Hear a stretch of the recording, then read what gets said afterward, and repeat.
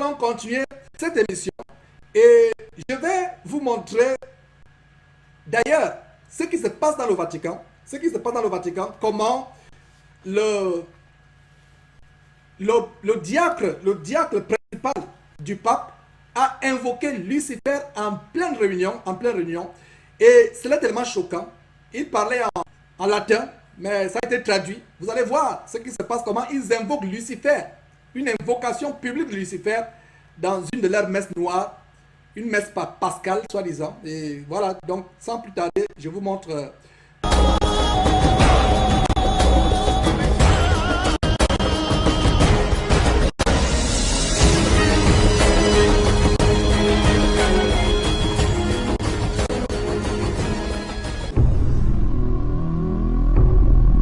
Les invocations à Lucifer, comme vous pouvez lire sur votre écran.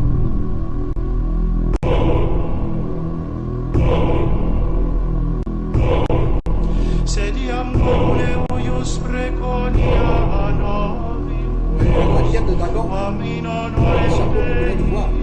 Dans quelques moments, le diable va invoquer Lucifer, Satan. Qu'est-ce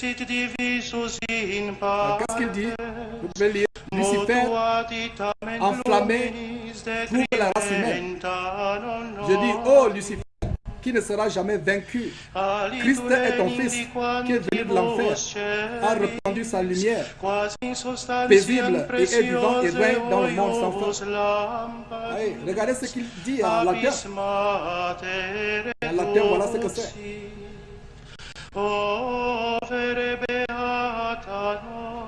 Voilà, en latin, vous pouvez lire ce qu'ils disent latin. Lucifer enflammé trouve la race humaine. Je dis, oh Lucifer qui ne sera jamais vaincu. Christ est ton Fils, qui est venu de l'enfer, a répandu sa lumière paisible et est vivant et règne dans le monde sans fin. Oh Seigneur, quelle abomination! Sortez de ce milieu, mes frères et sœurs. Sortez de ces abominations. Les choses abominables qui sont attribuées à Dieu. Dieu n'y est pas.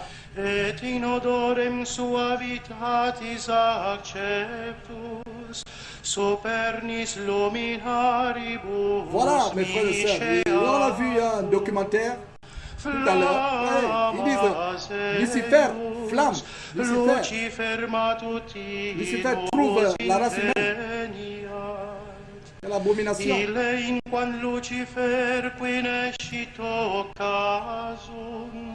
Oh, Lucifer qui ne sera jamais vaincu.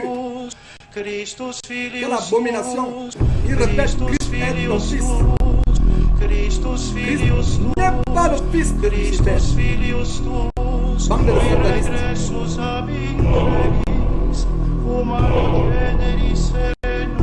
abominables comme cela. Et comme Apocalypse 4 a dit, Dieu appelle son peuple à sortir du système de Babylone. Non pas de Babylone, des filles et des petites filles de Babylone.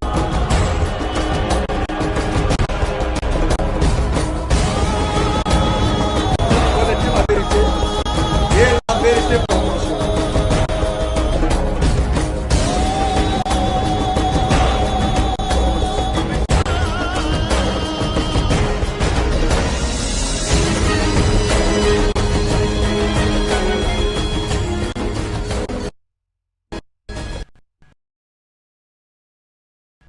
Apocalypse chapitre 18.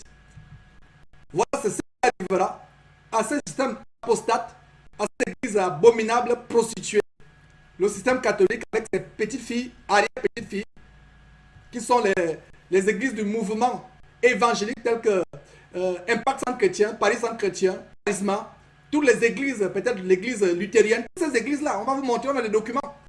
Et en parlant de Impact Centre Chrétien, nous avons vu qu'elle est homologuée par la célèbre FPF, la Fédération protestante française.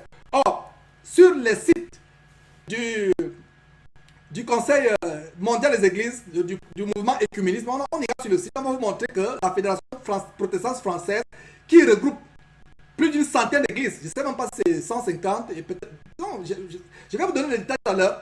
Je prends un exemple seulement comme de la France, où la plupart des églises sont sous la férule, sont homologuées par la FPF, la Fédération protestante française, qui elle-même est dans le mouvement de l'écuménisme. Voilà donc de quoi je parle. Des petites filles, arrière-petites filles. Sortez de toute église qui n'est pas une véritable église. Dès qu'une église a un nom, montagne de grâce, mouvement de la sainteté, mes frères, c'est de l'apostasie. L'église de Jésus-Christ n'est pas visible. Elle n'est pas enregistrée dans une quelconque administration. Donc, Apocalypse chapitre 18, après cela, je fis descendre du ciel un autre ange qui avait une grande autorité, et la terre fut éclairée de sa gloire. Le verset 2 continue en disant, il cria d'une voix forte, elle est tombée, Babylone la grande, elle est devenue une habitation de démons, un repère de tout esprit impur, un repère de tout oiseau impur au Dieu. Voilà l'église apostate, l'église prostituée, qui a trompé le Seigneur Jésus-Christ avec un autre amant, avec un autre fiancé, avec un autre époux. Cet époux qui est l'antéchrist. Voilà. La Babylone la grande, un repère de démons. Et nous allons voir comment le Vatican est un repère justement de démons. Vous allez voir comment le sous-sol du Vatican est le lieu où Lucifer a sa place. Je vais vous montrer, vous serez choqués. Et ce que l'ange disait lors de cette vision donnée à Jean, à l'apôtre Jean, c'est la même chose qu'il vous dit aujourd'hui. Et qu'est-ce que l'ange dit? L'ange dit, j'ai entendu du ciel une voix qui disait, sortez du milieu d'elle, mon peuple, afin que vous ne participiez point à ses péchés et que vous n'ayez point part à ses fléaux. C'est la même chose que je crie. L'ange s'est crié et c'est la même chose que je dis aujourd'hui sur l'antenne. Sortez, sortez, peuple de Dieu. Sortez de toute église immatriculée. Sortez de toute église qui a un nom et retournez dans les églises de maison. La parole de Dieu dit, sortez du milieu d'eux et je vous accueillerai. Il y a des gens qui disent, je ne sais pas où je vais aller si je sors. Mes frères et sœurs, si votre maison est en plein incendie, l'incendie a transformé votre maison en une fournaise à date, vous allez réfléchir un instant, ne sortirez-vous pas, allez vous dire, je ne vais pas sortir, je ne sais pas où j'irai, je ne vais pas sortir. Et si vous refusez de sortir, comme je l'ai toujours dit, les pompiers vont vous attraper et vous jeter dehors. Alors, si votre maison est en feu, vous n'hésiterez pas un instant, vous allez sortir. Il y a des gens qui disent, je ne vais sortir, aller où? Il y a d'autres pasteurs qui retiennent leurs soi-disant fidèles captifs avec ce verset. N'abandonnez pas vos assemblées. Donc, toi qui m'écoutes, mon frère, ma soeur, si ton soi-disant pasteur te dit, n'abandonnez pas l'assemblée, dis-lui que tu as raison. Je ne dois pas abandonner mon assemblée, mais ceci n'est pas une assemblée. Quand je trouverai une assemblée, je ne l'abandonnerai pas. Mais ton camp de concentration, ton abomination dénominationnelle n'est pas une assemblée. Ce n'est pas une assemblée. Je sors de là pour retrouver une véritable assemblée que je n'abandonnerai jamais. Et une véritable assemblée commence par au moins 2 personnes. Là où 2 ou 3 sont réunis, Jésus-Christ est au milieu d'eux. Qui sont réunis au nom de Jésus-Christ, Dieu est parmi eux. Dieu a dit, j'habiterai au milieu d'eux. Ils seront mon peuple. Donc sortez du milieu de mes frères. Sortez, sortez, sortez, sortez. Ne dites pas qu'il ne sait pas où aller. Allez vous rester dans un trou rempli de crotales, de pitons, de cobras, parce que vous ne savez pas où vous allez, vous irez. Sortez. Même s'il faut errer dans le désert, allez errer. Dieu vous montrera un frère avec qui vous pouvez communier. Je vais vous montrer ce documentaire. L'exorciste en chef du Vatican a indiqué que le diable était dans le Vatican. Le révérend Gabriel Amorth a récemment défrayé la chronique à travers le monde quand il a dit que le diable était dans le Vatican. Vous parlez de quelque chose de très réel, n'est-ce pas?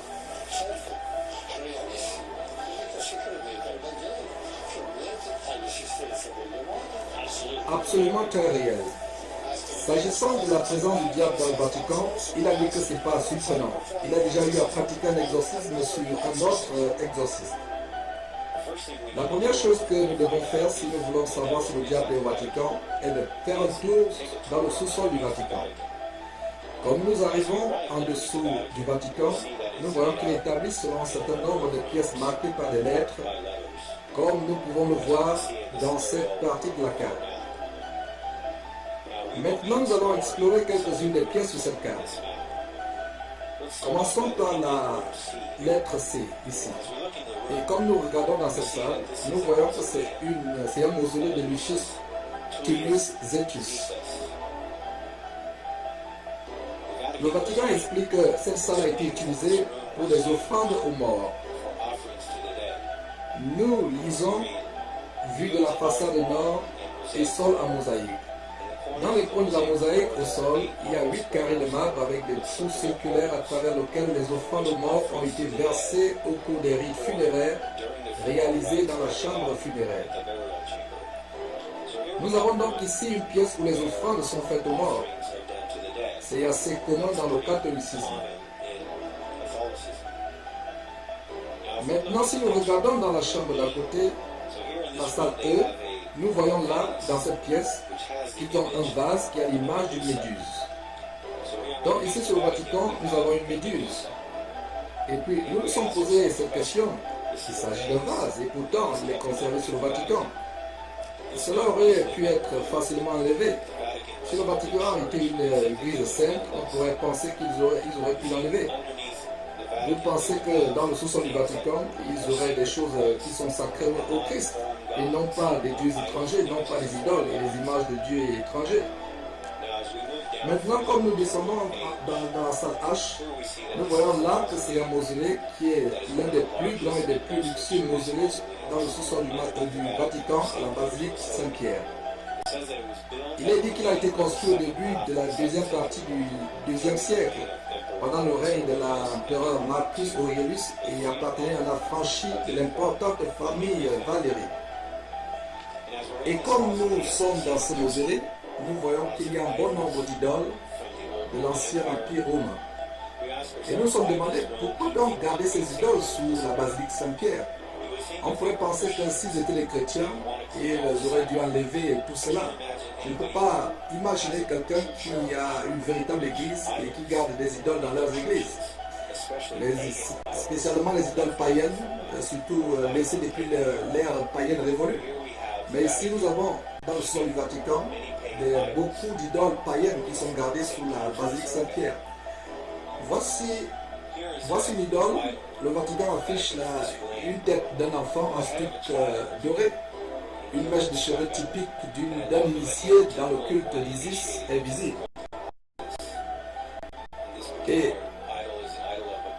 si nous regardons, voilà, c'est l'idole d'un enfant qui est ici dans le culte d'Isis. Et si nous regardons dans cette salle, nous voyons que certains stocks décorent les murs. Ici, nous avons la personnification de Saïnis. Et rappelez-vous dans le livre de l'Apocalypse, où il est dit que la bête sort de l'océan. On se pose la question, pourquoi le Vatican a-t-il des dieux étrangers sous sa basilique? Pourquoi les protège-t-il si c'était une vraie église? Il ne pouvait pas le faire même pour des raisons artistiques, en particulier avec des mauvaises choses qui s'y passent. Et comme le prêtre l'a dit précédemment, le mal existe bel et bien dans le Vatican, le diable est réel. Mais l'hypocrisie de tous ces éléments, c'est qu'ils ont toutes ces images maléfiques et ces idoles dans le sous-sol du Vatican, à la basilique Saint-Pierre. Nous voyons aussi des figures de génies avec les ailes de chauve-souris qui sont également représentées sur les murs. Encore, ceci est censé être une église sainte et un saint lieu. Or, ces choses-là sont disposées depuis de nombreuses années. Et comme nous rentrons la tour à côté, la salle I, nous voyons les détails de la mosaïque au sol, avec les chars de Mercure et de Pluton. Et c'est là une référence explicite à la victoire de la mort. Et le retour de là, il le décrit comme étant une splendide mosaïque, un sol mosaïque, où Mercure est représenté par une calycée avec une aile et des chevilles. Et marchant devant un char qui transporte Pluton et sa femme Perséphone. Nous avons donc ici tous ces dieux romains sous le Vatican, des images de dieux étrangers. Mais comme nous passons à la salle suivante, nous comprenons pourquoi il garde toutes ces idoles là-bas. Comme nous passons à la pièce U, ainsi nous voyons qu'il y a, nous avons dans le champ de tous les champs. Sur le mur, il y a une représentation de Lucifer qui est le porteur de lumière, l'étoile du matin, à l'opposé de la paroi qui est un dessin de Vespère, l'étoile du soir, les symboles cosmiques du cycle et de la vie humaine. Nous avons découvert que quand vous arrivez à la salle 1, là nous avons la représentation claire de Lucifer, dans le sous-sol du Vatican à la basilique Saint-Pierre. Nous nous sommes donc demandé pourquoi garde-t-il cette image de Lucifer dans le sous-sol du Vatican? Encore une fois, vous allez penser que si vous êtes une église chrétienne, vous n'aimerez pas avoir une de ces images. Nous savons qu'ils vont dire, oh, nous gardons parce que c'est un patrimoine de l'UNESCO ou quelque chose comme ça. C'est toujours leur excuse. L'enregistrer pour l'amour de l'art. Mais pour le vrai chrétien, ce n'est pas une excuse. Car nous savons si vous donnez la gloire et de la propagande aux fausses divinités, aux faux dieux païens, que faites-vous? Vous êtes en réalité en train de soutenir le royaume spirituel du mal. Cela ne peut pas venir de Dieu. Et vous prétendez par exemple être une véritable église. Et vous, de quel exemple donnerez-vous? L'exemple de fait des représentations de Lucifer dans le sous-sol du Vatican depuis des centaines d'années. Mais ces images ont été là, selon ce qu'ils prétendent depuis l'époque de Constantine. Et nous savons que c'est lui qui était la première personne à avoir construit cette basilique. Encore, nous nous posons la question, pourquoi ont-ils ces représentations de Lucifer dans le sous-sol du Vatican? Mais nous pensons que la réponse du pourquoi de ces images, de ces idoles gardées dans le sous-sol du Vatican, c'est parce qu'en fait, nous avons affaire à une église apostate et qui a toujours été apostate. Et même maintenant, elle est remplie de francs-maçons. Et nous savons que la raison pour laquelle ils gardent ces choses depuis longtemps, d'ailleurs, ils exhibent ces choses depuis un certain temps sur leur site internet parce qu'ils veulent que les gens voient cela. Ils veulent que les gens voient ce qu'ils sont en réalité. Mais pour les masses qui croient que Rome est toujours l'église pure, ils ne se gênent pas de les tromper en leur faisant croire qu'il y a encore une église chrétienne. Quand vous descendez dans le sous-sol du Vatican, vers le salle suivant, ils vont essayer de vous convaincre durant votre visite que Pierre est enterré là-bas dans l'une des chambres, ce qui donne de la crédibilité au pape. Mais nous nous posons la question, pourquoi voulez-vous suivre un pape qui a toutes ces mauvaises choses dans son église? Et il est clair que cette représentation de Lucifer, du diable dans le sol du Vatican, qui est bien caché dans le sous-sol du Vatican, à la basilique Saint-Pierre. Maintenant, si vous êtes un catholique et vous regardez cette vidéo, nous vous encourageons à sortir de cette église. Comme vous pouvez voir à travers ces images et ces idoles qui sont conservées dans le sous-sol de votre église, nous espérons que vous allez vous allez considérer sérieusement ces choses. Et vous posez la question, mais si mon église est une vraie église, alors pourquoi font-ils la promotion de ces choses? Pourquoi ils veulent que les gens voient ces choses?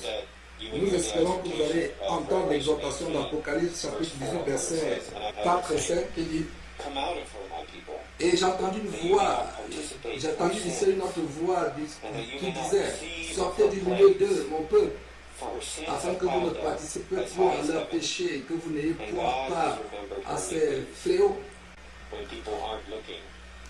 Et nous pouvons voir quel péché, chose abominable se passe quand les gens ne regardent pas. Mais le jugement de Dieu ne sommeille point. Parfois il sommeille depuis de longs moments, mais quand son jugement se réveille, il est trop tard pour vous.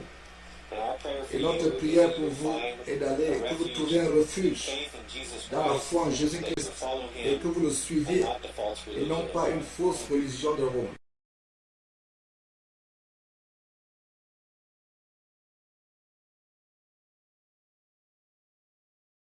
Et voilà, mes frères, des choses que nous montrons afin que le peuple de Dieu soit édifié.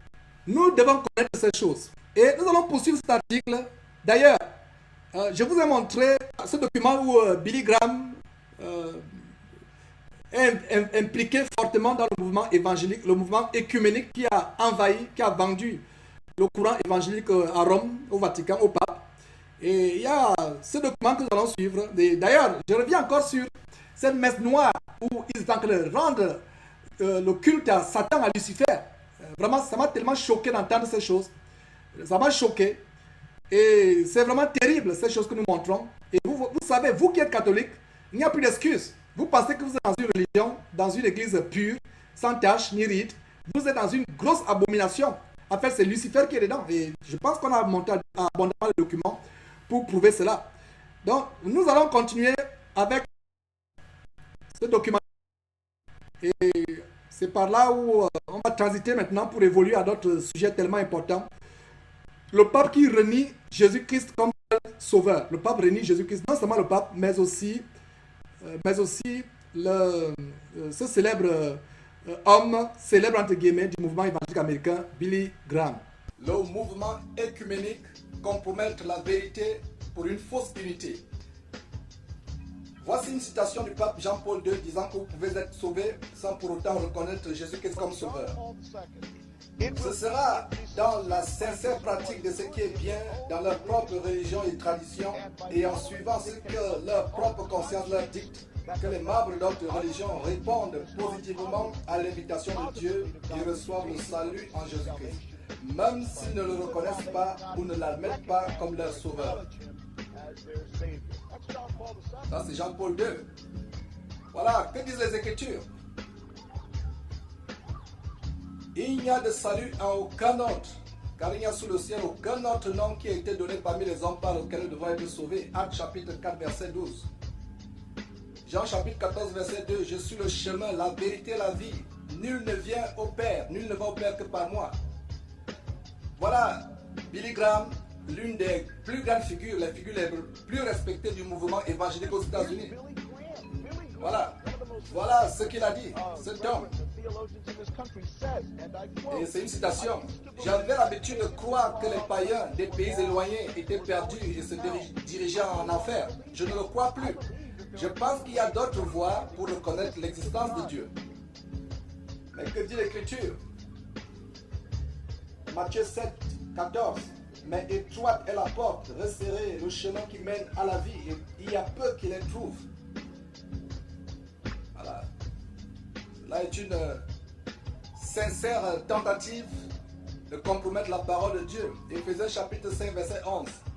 N'ayez point part aux œuvres infructueuses des ténèbres, mais condamnez-les. Donc en 1986, Jean-Paul II, dans le concile d'Assise, a réuni les leaders religieux à travers le monde, les spiritistes, les animistes, les bouddhistes, les hindous, les indiens aux États-Unis, les natifs américains.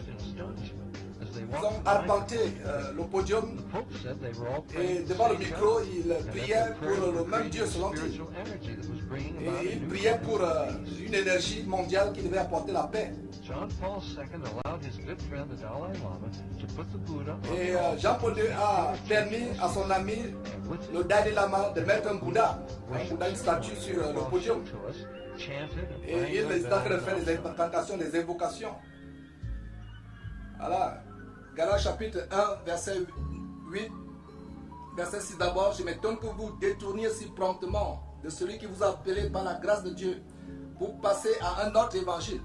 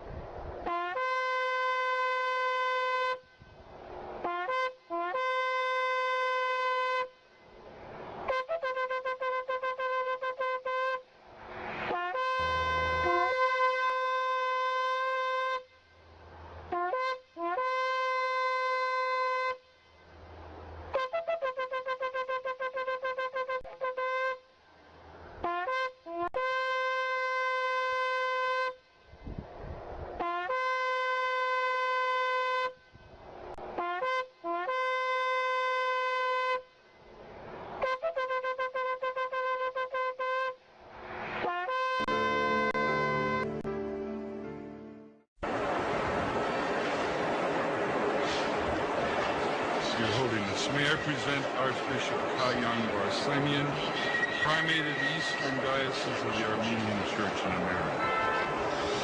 According to ecumenical protocol, the Eastern Orthodox would be first in order, as they are, of course, first in priority in the Catholic Church's ecumenical responsibility. May I present Archbishop Yichen Akachi, the legate and ecumenical officer of the Eastern Diocese of the Armenian Church in America and president of the National Council of Churches in the United States.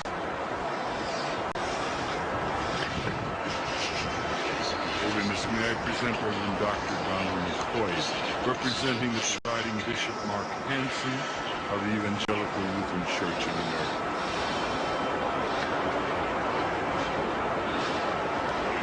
Holiness, may I present Bishop Jeremiah J. Park, Bishop of the New York Annual Conference of the United Methodist Church.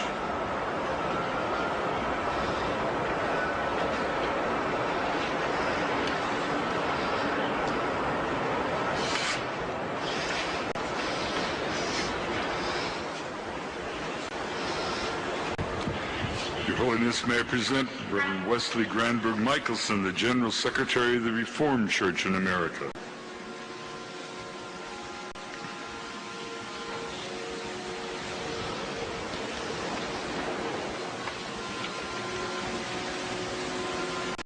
Your Holiness, may I present Reverend Dr. Clifton Kirkpatrick, the stated clerk of the General Assembly of the Presbyterian Church in the United States.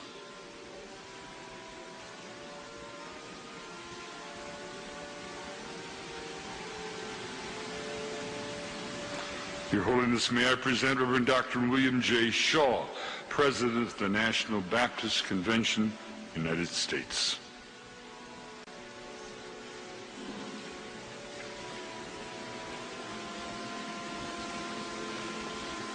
Your Holiness, may I present Bishop James Leggett, General Superintendent of the International Pentecost Holiness Church.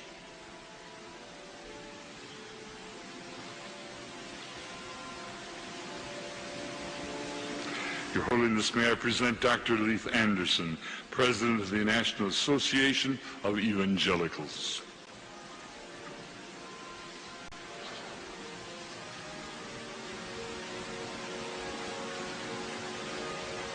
Your Holiness, may I present Bishop David H. Benke, President of the Atlantic District of the Lutheran Church, Missouri Synod.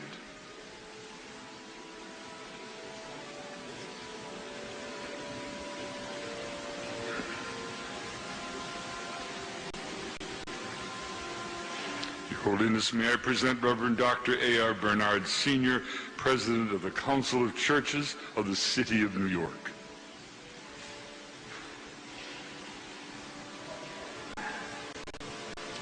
Your Holiness, may I present Elder Bernice King, daughter of the civil rights leaders Martin Luther King Jr. and Coretta Scott King.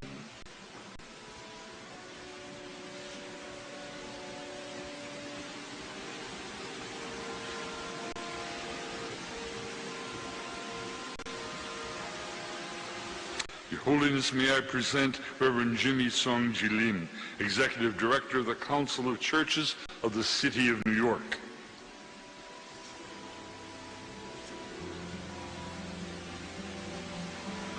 Your Holiness, may I present the Right Reverend Mark Sisk, Bishop of the Episcopal Diocese of New York.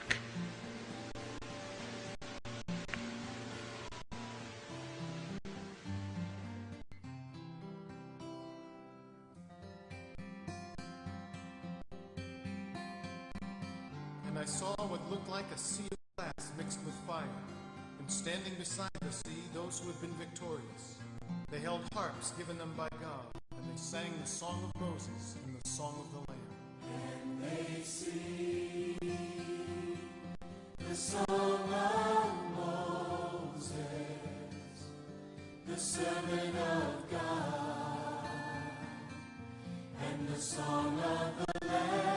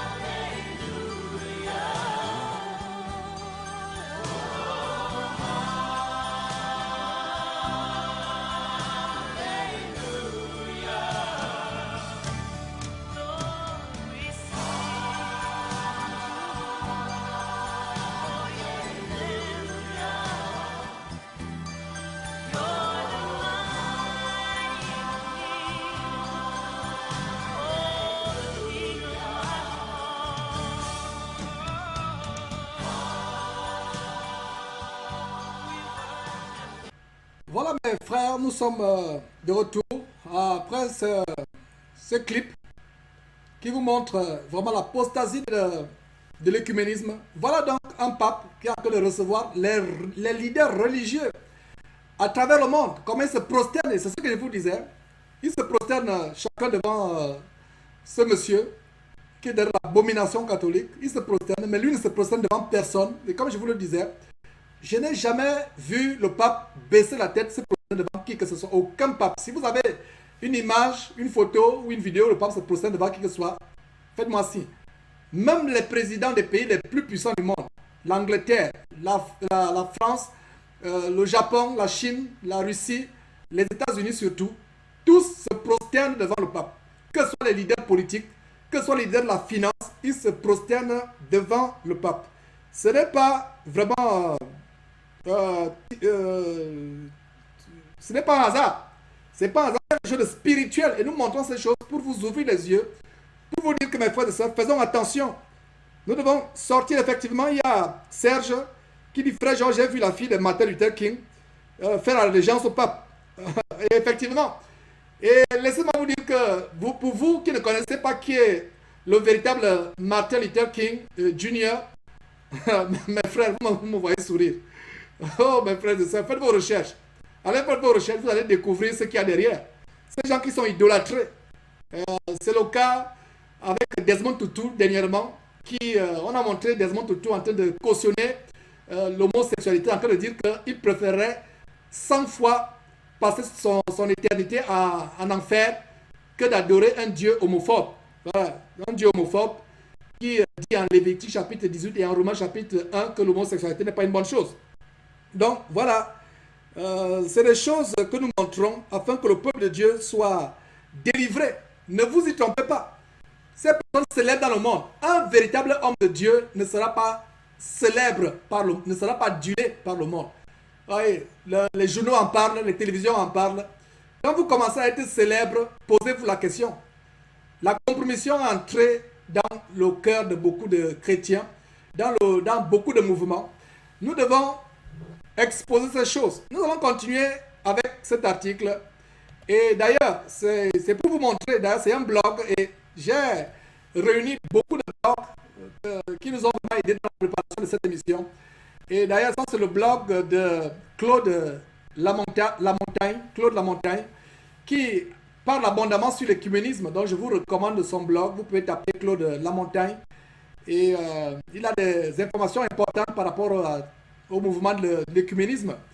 Et nous pouvons lire ici, vous trouverez ici une liste d'organisations écuméniques et une liste de leurs membres. Voici votre église peut-être, voilà, votre église peut-être fait partie de ce mouvement sans que vous le sachiez. La parole est claire que dans les derniers temps, Satan réunira toutes les religions du monde pour recevoir toute l'adoration. La parole nous met en garde contre ceux qui s'en tiennent à ces choses, ou alors qui ne s'en tiennent pas à l'enseignement de notre Seigneur Jésus-Christ. Voilà exactement, cet homme en train d'écrire exactement ce que je vous dis derrière cette trompette presque tous les jours. Donc vous qui êtes encore dans les systèmes dénominationnels, les églises qui sont immatriculées, les églises qui ont un nom, une pancarte, un website, qui sont immatriculées à la préfecture, sortez de ces choses. Vous êtes dans le filet, dans le panier de l'apostasie écuménique. Vous devez sortir de ces choses. Sortir de ces choses, ne mettez pas les pieds dans ces choses. D'ailleurs, le bien-aimé frère nous rappelle les versets ici. Le verset de 2 Corinthiens, lisons ensemble, mes frères et sœurs. 2 Corinthiens chapitre 6, verset 14 dit, ne vous mettez pas sous un joug, ne vous mettez pas sous un même joug avec les infidèles, car qu'y a-t-il de commun entre la justice et l'iniquité? Et quelle union y a-t-il entre la lumière et les ténèbres? Voilà un verset qui anticipait déjà la possibilité, mes frères et sœurs, de l'écuménisme. Voilà un verset d'avant-garde. Le Saint-Esprit, inspirant l'apôtre Paul, savait qu'il devait avoir un moment où la religion mondiale devait préfigurer, devait annoncer la venue de l'Antéchrist, l'adoration à Satan. Donc, il y a des chrétiens qui se disent chrétiens. Si vous êtes chrétien et vous êtes encore dans une quelconque église bâtiment, sortez de ces choses. Sortez de ces choses, mes frères et sœurs.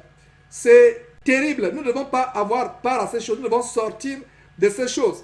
C'est vraiment... C'est terrible, mes frères et sœurs. Donc, ne vous mettez pas sous un même joug. Regardez le joug. Le joug, je vais vous démontrer ce que c'est un joug. Un joug, c'est cette barre de fer ou de bois qui servait à mettre deux esclaves ensemble pour qu'ils ne puissent pas fuir. Et aussi dans les régions agricoles, où on pratique l'agriculture rudimentaire, ils attellent deux vaches ou deux bœufs. Il y a le joug, attelle les bœufs ensemble pour que les bœufs labourent. Et on s'assure que les bœufs qui sont attelés par le joug en bois ou en fer sont d'un même gabarit, sont d'une même forme, d'une même force physique. Imaginez-vous qu'on attelle un bœuf qui est gros et un bœuf qui est maigre. La marche sera pénible. Donc nous ne pouvons pas nous atteler avec les infidèles. Nous ne devons pas nous mettre sur un même joug avec les infidèles. Et voilà un verset qui annonce l'abomination de l'écuménisme qui nous en met en garde. Le verset continue, verset 14. C'est pourquoi sortez du milieu d'eux et séparez-vous, dit le Seigneur, et ne touchez pas ce qui est impur, et je vous recevrai. Le Seigneur ne peut pas vous recevoir si vous ne sortez pas de ces choses. Le Seigneur ne vous recevra jamais. Le Seigneur ne vous recevra jamais si vous ne sortez pas de ces choses. Et le verset, il y a un autre verset qui dit, 2 Thessaloniciens chapitre 3 verset 6, frères, nous vous recommandons aussi au nom de notre Seigneur Jésus-Christ de vous éloigner de tout frère qui vit dans le désordre et non selon l'enseignement qu'il a reçu de nous. Ouais. Quelqu'un qui ne suit pas l'enseignement du Seigneur, il faut s'en éloigner. Que ce soit un pasteur révérend, et d'ailleurs l'abomination des révérends, pour ceux qui ont les noms révérends devant leur nom, repentez-vous. Repentez-vous, c'est une abomination de vouloir usurper la révérence qui revient seulement à Dieu. Seulement à Dieu. Il n'y a aucun verset dans l'Écriture où quelqu'un, soi-disant homme de Dieu, s'est attribué ce titre honorifique de révérend. Parce que dans révérend, il y a la révération, il y a la vénération. Et allez faire des recherches dans un dictionnaire, vous aurez peur d'appeler encore un homme révérend. La révérence va à Dieu seul. Et donc, il y a quelqu'un, je pense que c'est Serge, qui dit ceci. Serge dit ceci. Frère, j'allais à une église baptiste en Irlande qui tenait leur église bâtiment de l'ordre de Malte, qui est une branche de la franc-maçonnerie. Effectivement, ce n'est pas surprenant. Ce n'est pas surprenant. Donc, on continue à rappeler la fondation scripturale parce que ce qui est plus important lors de ces émissions, ce n'est pas tant les vidéos, ce n'est pas tant les images, mais c'est la parole de Dieu. Bien-aimés, ne croyez point à tout esprit, mais éprouvez les esprits pour savoir s'ils sont de Dieu. On doit éprouver les esprits pour savoir s'ils sont de Dieu, car plusieurs faux prophètes sont venus dans le monde. Et 2 Timothée chapitre 3 verset 5, ayant l'apparence de la piété, mais en ayant renié la force. Éloigne-toi de ces gens-là. Éloigne-toi, mes frères, mes sœurs, mon frère et ma sœur, toi qui écoutes cette émission. Éloigne-toi de tout groupe écuménisé. Éloigne-toi de tout pasteur qui a une église bâtiment. Sortez derrière les églises bâtiments. Retournez dans les églises maisons. Nous continuons à sonner l'alarme, à crier. Nous continuons dans 2 Timothée chapitre 4 verset 3 à 4. Car il viendra un temps où les hommes ne souffriront point la saine doctrine, c'est-à-dire qu'ils ne supporteront point la saine doctrine, mais où, désirant d'entendre des choses agréables, ils s'amasseront des docteurs, une foule de docteurs, selon leur convoitise et fermeront l'oreille à la vérité et ils se tourneront vers les fables. Et une des fables les plus abominables de cette fois de temps, c'est justement les fables de l'écuménisme, le mouvement de l'écuménisme. 1 Jean chapitre 5 verset 2 à 3 dit ceci: nous connaissons en ceci que nous aimons les enfants de Dieu, c'est que nous aimons Dieu et que nous gardons ses commandements. Regardez très bien, gardons ses commandements, car ceci est l'amour de Dieu, c'est que nous gardons ses commandements. Or, ces commandements ne sont pas quoi? Ne sont pas pénibles. Les commandements de Dieu ne sont pas pénibles. Galates chapitre 1 verset 8 dit: mais quand nous-mêmes ou un ange du ciel vous annoncerait un autre évangile, un évangile différent de celui que nous vous avons annoncé, qu'il soit anathème. Matthieu chapitre 7 verset 21, ce n'est pas tout homme qui me dit Seigneur, Seigneur, qui entrera dans le royaume de Dieu, mais celui-là qui fait la volonté de mon Père qui est dans les cieux.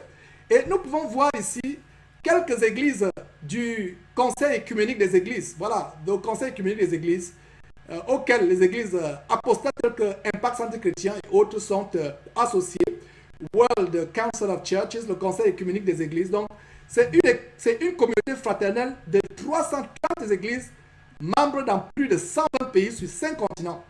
Voilà, ces églises représentaient presque toutes, représentent presque toutes les traditions chrétiennes.